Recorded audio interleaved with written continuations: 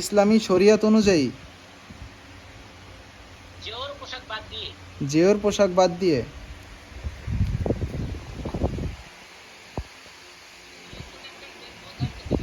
2 লক্ষ টাকা দিনমোহর ধার্য করিয়া একজন উকিল 2 জন সাক্ষী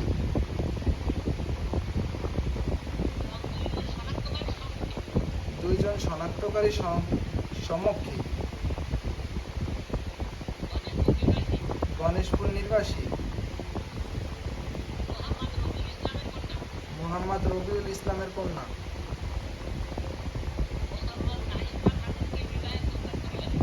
মোসাম্মদ নাইফা খাতুনকে বিবাহের প্রস্তাব করিলাম।